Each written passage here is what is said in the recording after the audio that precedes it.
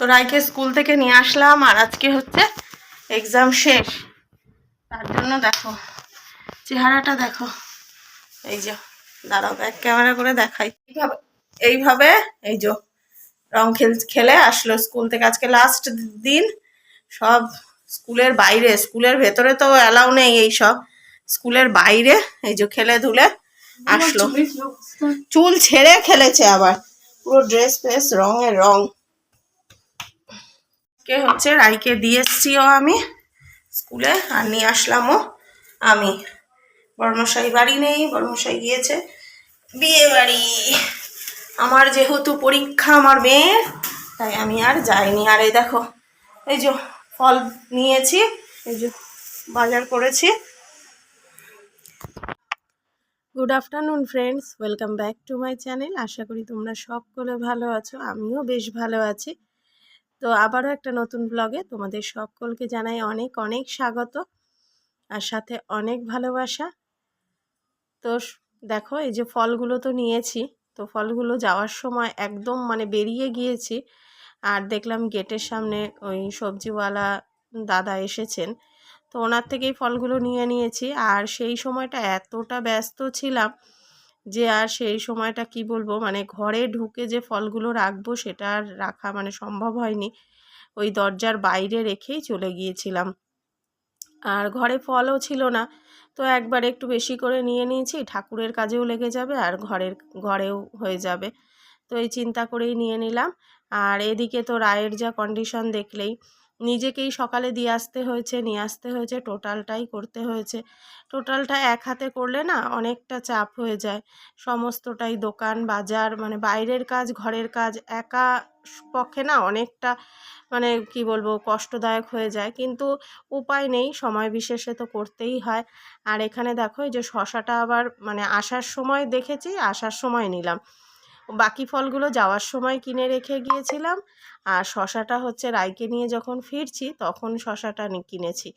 তো এই হচ্ছে। আর দেখো এখানে কিছু সবজিও কিন্তু আছে, সব একবারেই নিয়ে নিয়েছি। আর এর মধ্যে কোনো পেঁয়াজ রসুন কিছু নেই, সবই নিরামিষ, ওই জন্য এক জায়গাতেই সব কিছু নিয়ে নিয়েছি। গিয়েছে কালকে, গতকাল আর কোনো ভিডিও করিনি, তোমাদের সাথে কোনো কিছু শেয়ার করিনি।